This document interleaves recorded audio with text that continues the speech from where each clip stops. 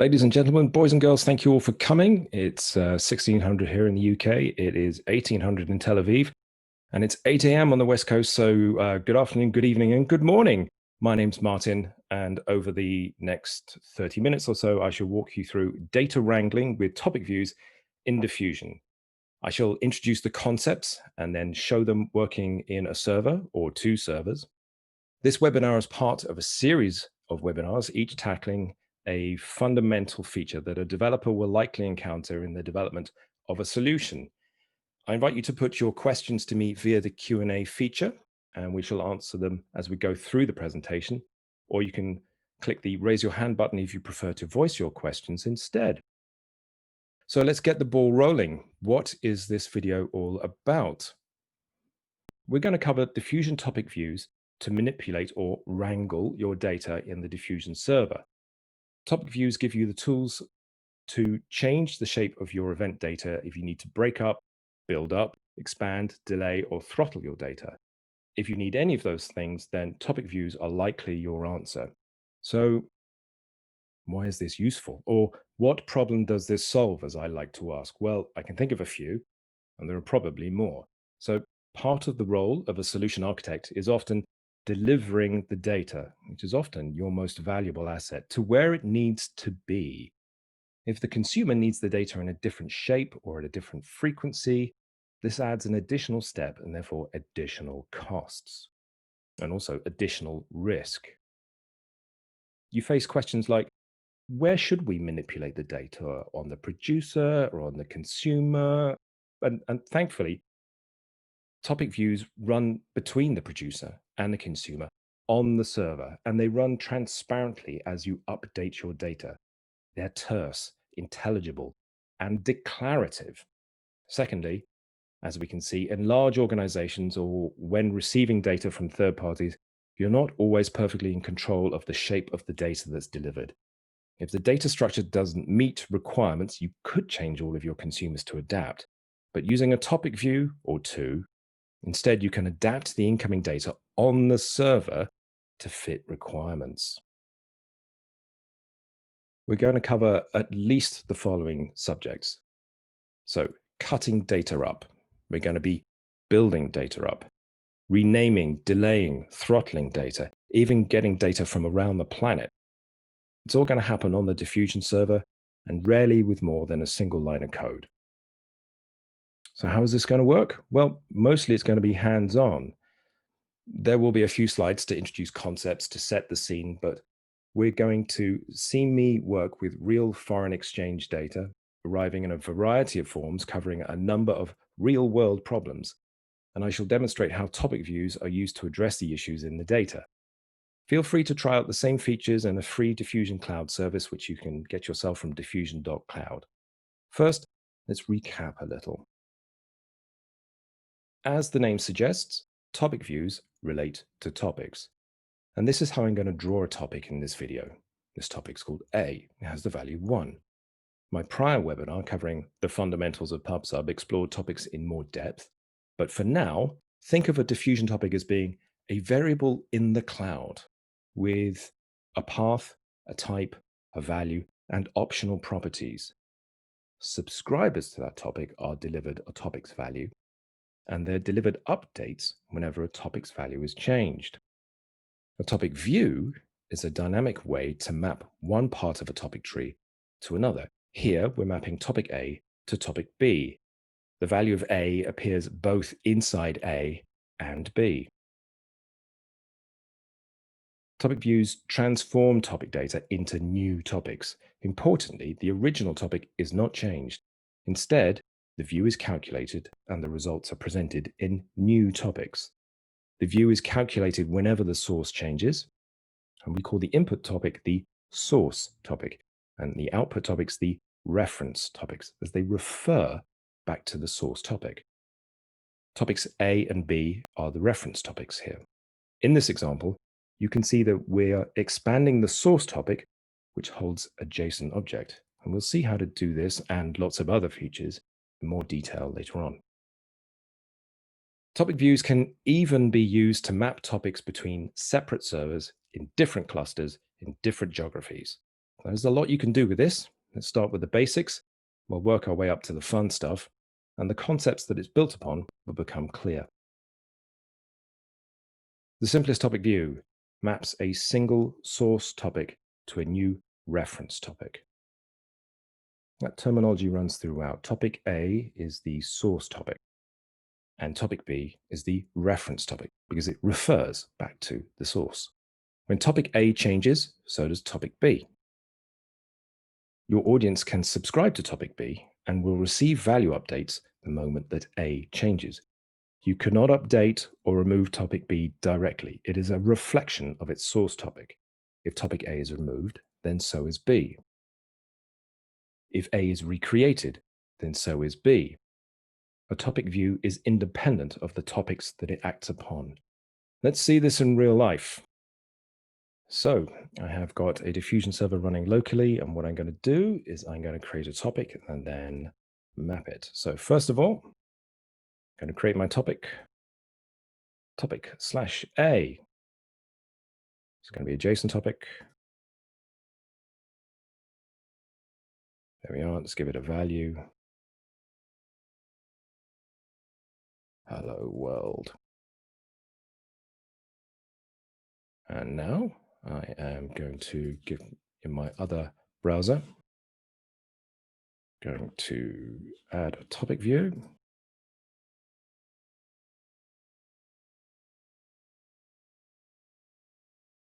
And the spec for that is map topic A to topic B. Let's just give myself a bit of space.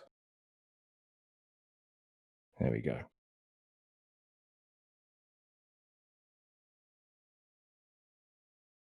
Like that. B now exists, and it holds the same value as topic A.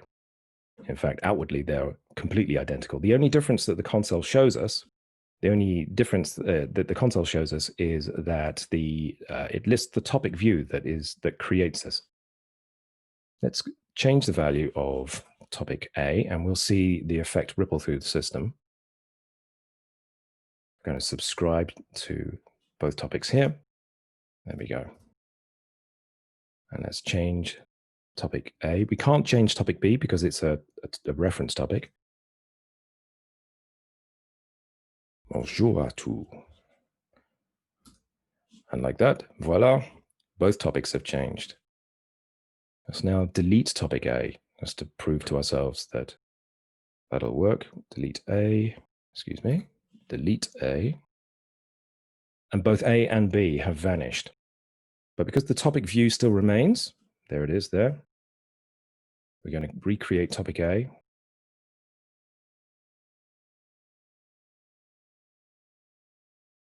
In fact, they have both come back into existence. There we go. Then they're both empty. And let's set the value there. Buongiorno tutti.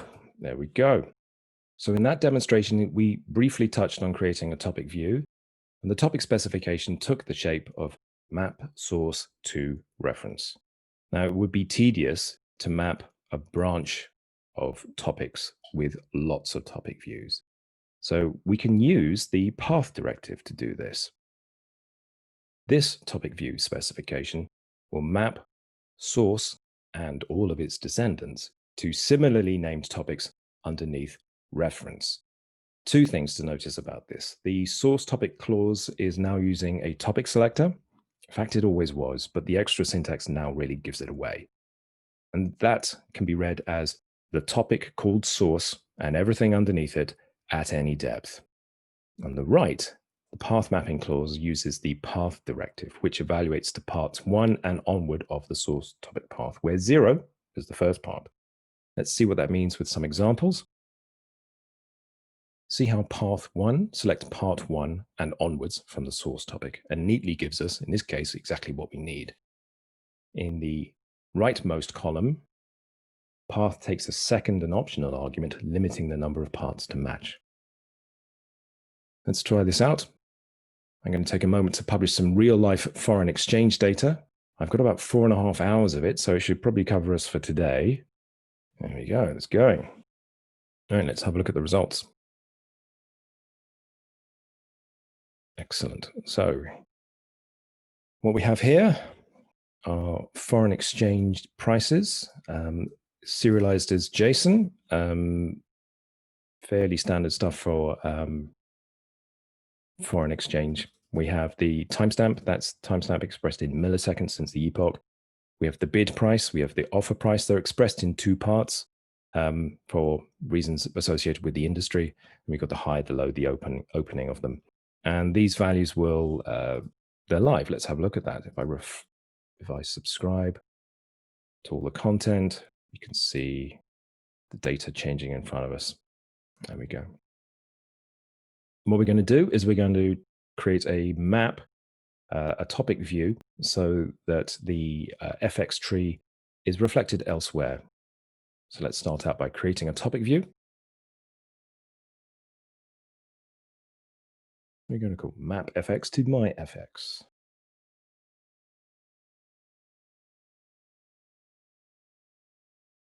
FX / to.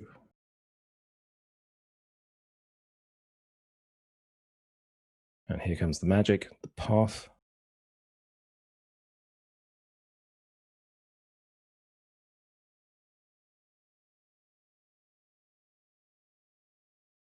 That's created a new branch, which completely reflects all of the topics from the source branch called FX.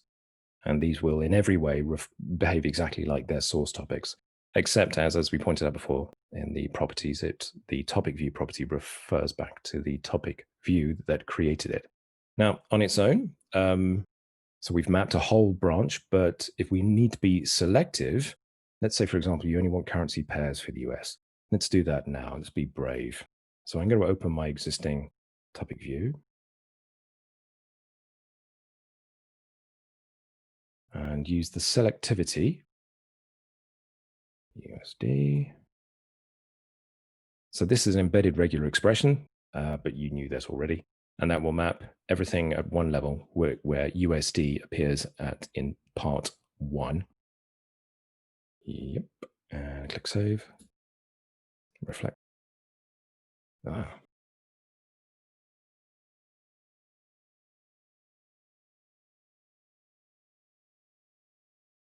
Let's get that right.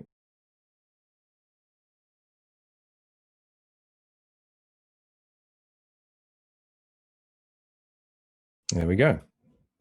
And here is a branch of the topic tree filled with reference topics, and only the reference topics that in this case contain USD. And indeed, the path of the topic is called just USFX. So this is a great tool for composing constrained topic branches, say, for example, for service tiers or limiting data visibility to third parties. It's also useful if a third-party data provider's topic structure doesn't meet your needs, because you can use a topic view to map for the data from where they've put it, and you can put it where you need it. So far, we've been mapping topic to topic. Every topic matched by the source topic clause gets a single matching reference topic. When the source topic contains a JSON array or JSON object, we can expand that into many reference topics. And we do this with the expand directive. In this example, we're mapping an object. So intuitively, the property name becomes part of the reference topic path, and the property value becomes the topic value. When expanding JSON arrays, the array index becomes part of the topic path instead. The example object here has two properties, but more often we'll work on much larger objects. We'll see this in an example. Now we have two new topics in here, FX array and FX record. As the names suggest, FX array is an array, a JSON array holding the previously seen FX data as an array. And FX record, as you might guess, it's a JSON object, but hey, we can see it all laid out there.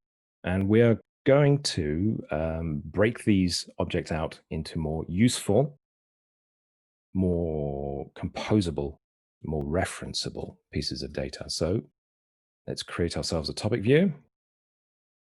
We're going to call this expand FX record.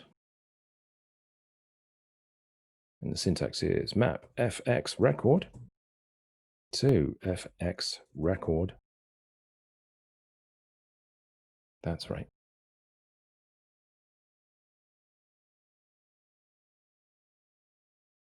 Expand. Okay.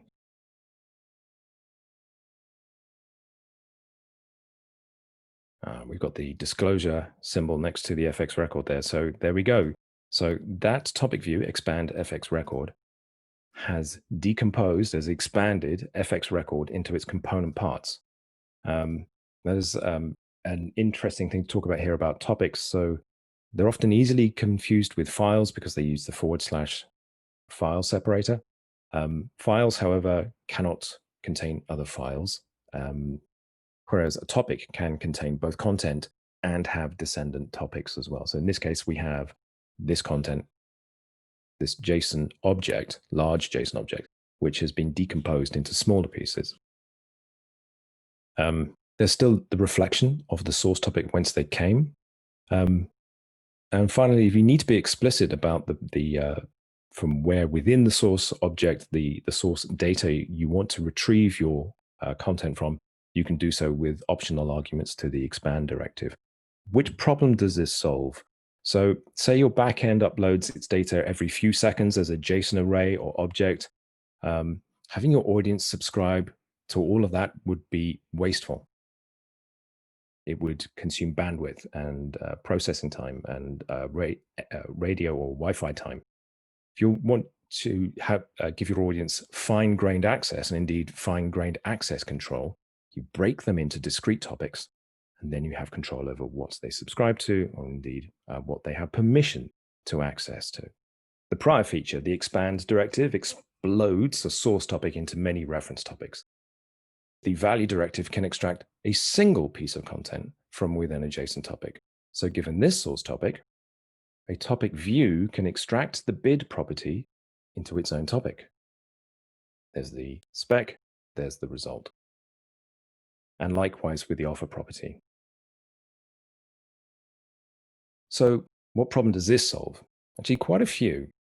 Extracting parts of a larger JSON object makes those parts selectable by your audience. And this is great for mobile and web devices where memory, bandwidth, and battery power are at a premium. You can combine this with the permission system so that the source topic which may not be readable, but there are reference topics which are readable, which gives you something close to property level access control. Combine this with topic selectors, and in fact, you can have quite a large effect on the topic tree, as we'll see next. Let's apply this to the results of the last demonstration, in fact. So here we are. Here are the bid and the offer properties. And we're going to break these out into their own reference topics underneath their parent topic. So they are intuitively placed where you would expect them to be. Going to add a new topic view. I'm going to call it breakout bid.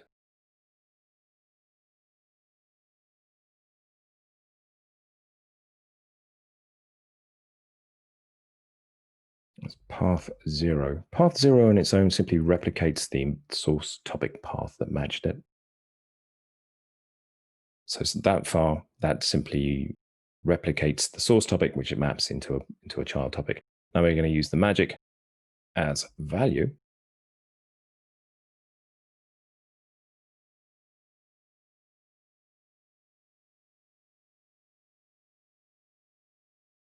There we go. That's the syntax, right? And the topic view assistant has matched up with that. So let's hit at that. There we go. You can see already the bid fields, bid topics have appeared underneath their parents. And let's do the same for the offer. Here's one I made earlier. It takes much the same shape. There we go. And there we go. There's the offer topic. So those are broken out properties from their parent topic, in this case, which contains all this JSON. And then we just have the smaller pieces.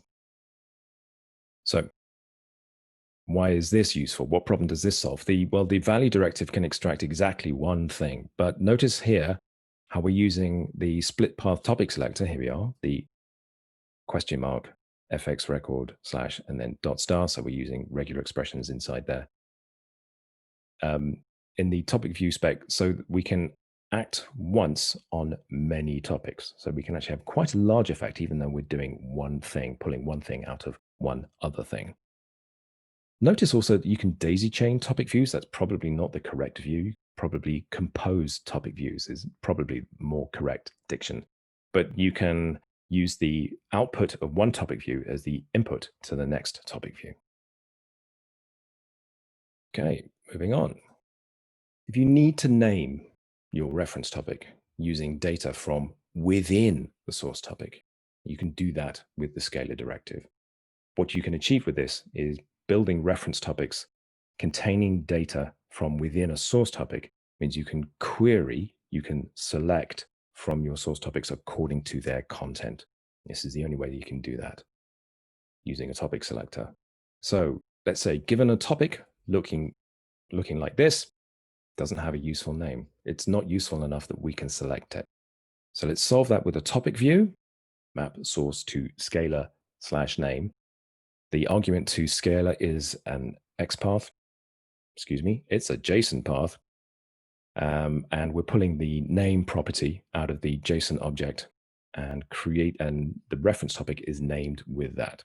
And should the value of that property change, so will the name of the reference topic, because it's a reflection of its source topic. Now, see how the reference topic has taken its name from a property within the source topic. Let's see this put to work for real. But before we do, what problem does this solve? This is ideal for anonymous topics. There's topics carrying a name that's not useful for your audience, and they're trying to select it. Naming things can be hard, so don't be surprised if a third-party data provides data that has a GUID on it or a number for a name. The problem is data that cannot be found has no value. So we're going to use the scalar directive to give it a name that you can find it with, and you can reclaim its value. So here we are. FX array, this topic, which we touched on briefly earlier, this is an array of FX data. And we're going to break this out so we can then work on that. Firstly, as before, we're going to give ourselves a new topic array, topic view. I'm going to call this expand FX array. I'm just going to hurry through this because we've seen the expand directive before. We know what it does.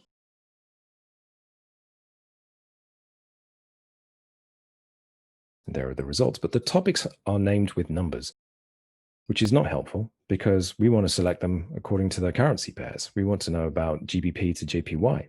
We want to know about sterling to yen. We don't want to know about FX array 0.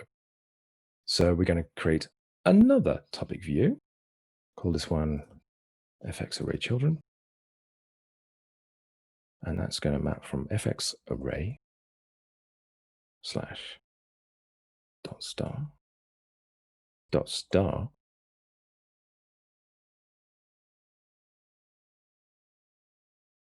beg your pardon, path 0, replicating the source topic path, slash, and here's the magic bit, scalar slash name. That pulls the name property from the root of the source object. Looks good. Oh, click the wrong button. That's the right button.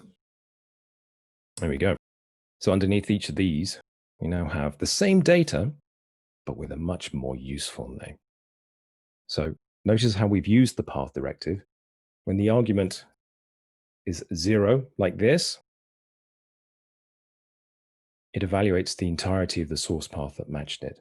So let's summarize this example. We've daisy chained 2 topic views to unpack and then rename the objects.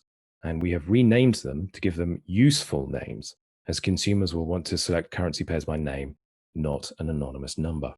Okay, so thus far, we focused on breaking topics into smaller pieces. We can use the topic inserts feature to build topics with enriched content. So introduced in Diffusion 6.6 Preview 1, a topic view that uses the topic insert feature produces a reference topic that updates in sync with its source and inserts data from a second topic at the same time. So let's imagine this source topic and this piece of analysis text. We're going to use a topic view with this spec. Notice the new insert clause, which, as the name suggests, inserts the analysis into a new property in the reference. And you can see the result here. Why use this in the real world? Augmenting your data before delivering it to your audience enriches the entire audience's experience. The alternative is for the audience to place a second subscription, which is easy, but then updating the app, which is not so easy. Let's try this out for real. Okay, I'm just going to draw your attention here to the analysis branch, which we haven't looked at before, containing text about trading analysts believe is useful information for people working in this currency pair throughout the day, throughout this trading day. It updates, but not as frequently as the prices do. So let's build ourselves a topic view to merge the two together, to insert the analysis into an enriched topic. So we're going to create a topic view. This is insert FX analysis FX to FX with, and now the magic, insert analysis slash path 1 at, okay, out there. I goofed. Let's get that right.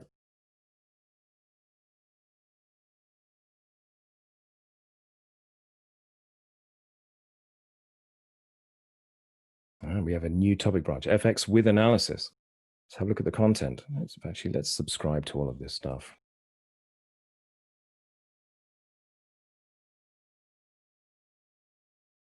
So down here, FX with analysis, we have now real data, which is really changing, and includes a new analysis field, which has been inserted from another topic. We can also throttle topic views. This imposes some limit to the number of updates that a reference topic will receive, independent of the frequency of updates to the source. We can do this with the throttle keyword. We can see that here, working on imaginary topics, source and reference. So the higher number of updates delivered to the source is constrained to a lower number of updates to the reference topic. There are a few use cases for this. Throttling is a great way of devaluing premium data so it can be shared with non-paying users to incentivize them. Delaying topic views, which we're going to see as well, is another way of producing devalued data, but throttling can be more bandwidth efficient as far fewer updates are delivered to the consumer. You can also combine throttling and delaying for the best of both. Throttling can also be useful in taming very high frequency data feeds before delivering them to a consumer that would otherwise be overwhelmed.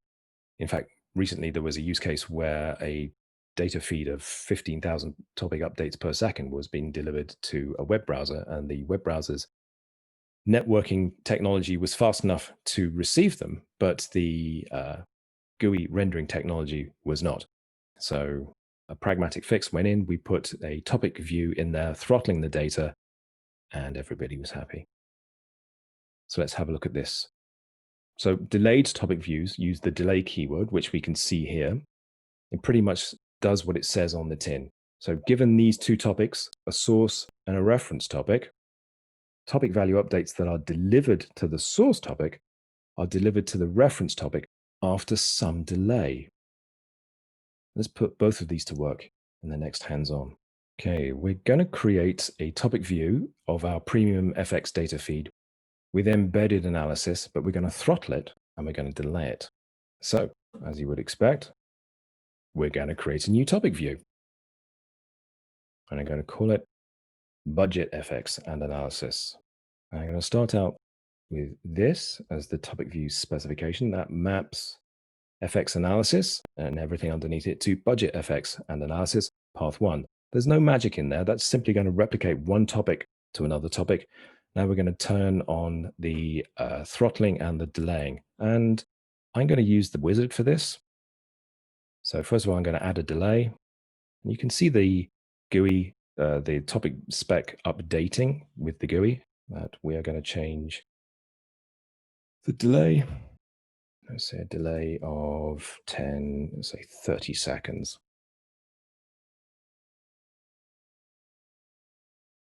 And we're also going to put in a throttle. And the throttle is going to be one update every 10 seconds.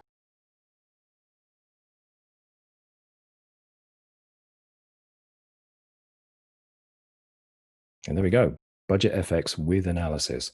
So with a single line of code, our topic view specification, we have a throttled and delayed topic view feed of our premium data. Let's have a look at them. Subscribe, have a look at the subscriptions. Here we go, down at the bottom. So as before, but it's not updating as frequently, which is important if you want to save data, if you want to save bandwidth and therefore save costs.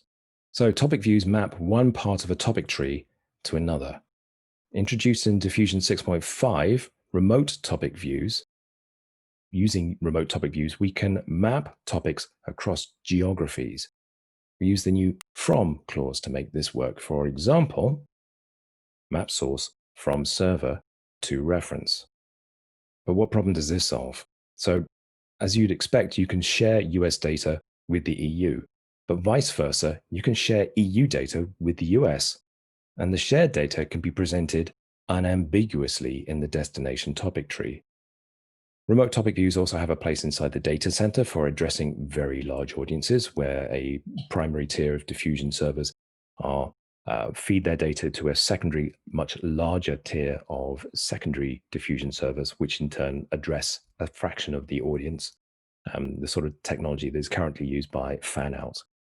And finally, you can combine remote topic views with all of the other topic view features. So you can kill 2, 3, 4 birds with one stone. Let's do this for real next. I'm going to introduce a new server. Its name is Ivor. Ivor, the diffusion engine. There we go. Let's log into the console. Ivor's on my network, as you would expect. Could be anywhere on the internet. There we go. And there we go. There's familiar looking data, but on a totally new machine. And what we want to do now is get that data from afar and present it on my local server in a place that is convenient to me. So first thing we're going to do, just pull this over here. There's Ivor. I'm going to go into the new network tab, which we haven't seen before. And the network tab, in here, we define the location of the remote servers along with the credentials that we're going to talk to. So I'm going to create a server called my other server.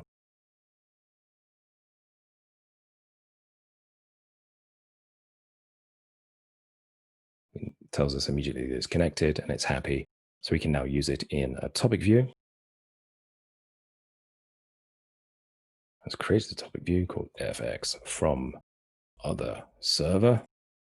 Let's map FX / from my other server to a topic path called other server. It's a bit abstract. Path 0. Click add. And we look at our source topic tree. Here we go. There is a new branch called other server, and it contains the other server's data. And we can subscribe to this. In fact, let's do that. Other server. And there is the other server's data, and it is changing in front of our eyes. There we go. So if you're familiar with fan out, this bears some familiarity, except that topic views can be created in both directions quite happily. and of course can be added and removed at runtime, as we've seen, which fan out cannot be. Of course, you can also combine remote topic views with other topic view features as well. So we don't have to merely consume what we're given, we can consume it and we can wrangle it as according to our requirements. So what next? Well, if you're already working with JSON data in topics, then try these techniques out. Chances are you're going to find something that will make your life easier or reduce the amount of data you have to put into your server at the very least. If you're writing code to get data into or out of Diffusion, remember the best code is code you never have to write. All of these features can be used together, as I've mentioned before. In fact, we've already seen combinations of throttling, delaying, and topic selectors used to achieve pretty sophisticated results. So remember also how topic views can be chained together to achieve the result that you want. Finally, watch this space. Topic view features are coming thick and fast, which is excellent news as more and more developers are using JSON topics, and the two technologies work so well together. So before I wrap up, I'm just going to take for questions. We've got a few questions that we're going to address. Got a question from Navina. What's going to happen if the scalar field name is not available in the value of the source topic? Excellent question. So that's down to the scalar directive. If a topic view cannot execute successfully, then the resulting reference topics are not created. So if you try to use a JSON path which cannot be satisfied, then the resulting topic is not existed. There might be the option to use a default value. I'm not intimately familiar with it. I'd have to look into that. We got another question from Joshua Cassidy. Crikey, they're coming in thick and fast. Excellent. What happens if a reference topic clashes with a locally created topic? Good question. So, I think that's going to be down to the order of evaluation. I believe if you evaluate a topic view, or a topic view is evaluated, and a topic exists in place there already, it will not overwrite it. And that's not an error. If, however, a reference topic exists and then you try to create a real topic or a non-reference topic through a topic view, I don't know what's going to happen there. That's a really good point, a really good question. Joshua, I will look into that. I'm going to take that as an action and see if we can get you an answer. Are topic views visible or accessible across multiple servers in the cluster? Right. So good question. If you are using Diffusion, actually, if you're using Diffusion Cloud, it happens transparently because Diffusion Cloud is actually running in a cluster. But if you're using Diffusion on your own machines, especially for high availability scenarios, it's a really, really good idea to run it in a cluster of 3 or maybe up to 5 boxes. And Diffusion will create the illusion of a single topic space. And that goes for topics and also topic views. So if you are talking to one box in the cluster and you create a topic A and a topic view, which creates topic B from topic A, then the effect of that will be visible throughout the entire cluster. It is topic aware, as we like to say. Okay, and we've got a question from Mr. Bakshi. We can't change topic B because it's a reference topic. Is that a best practice, or is it not allowed or recommended? Okay, right. Yeah, so they are reflections. So reference topics are reflections of their originals. So it's not simply that it's best practice, it's simply that it's not possible. So you cannot change or remove a reference topic in the same way that you cannot reach into a mirror and change the real world by trying to interact with the mirror. It is beyond your ken. It is a reference topic as a reflection of its source topic. So yeah, they're in every other way they look exactly like a regular topic, but their existence and their value depends on the source topic that the topic view is acting on. Okay, another question. Borak asks, is there a limit on the number of topics and mappings, and what is the impact on their number or performance? Okay, good question. So Diffusion and Diffusion Cloud, they were both designed, engineered, tested to handle truly enormous numbers of topics. 5 or 6 million topics is not unusual on a game day. So over a weekend, it's not unusual to see a very large number of topics created. Um, and similarly for topic views. But as ever, the answer to a particular question on trying to satisfy yourself as to whether it is running, whether your solution will handle the capacity that you want it to, is to try it out with that capacity.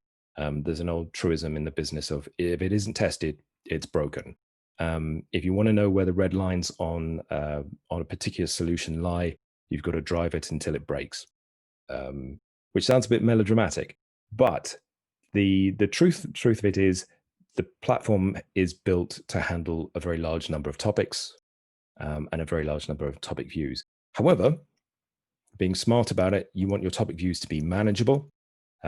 So you can use a lot of the complexity, a lot of the sophistication in the features of topic views to build a set of reference topics which is reasonable with a limited amount of code. And another question, do topic properties like persistence, conflation of source topics also apply to reference topics as well? Right.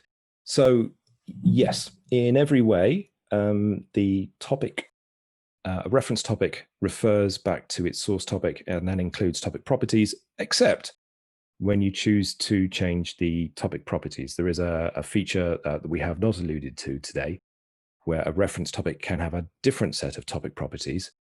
And that includes things such as, for example, conflation and compression, and also various other properties of topics. No further questions. Good. Okay, that's great. So thank you all so much for coming today. That's a wrap for today. Check back next month, and we're going to cover Diffusion's request response messaging feature. Until then, happy coding. Thank you very much.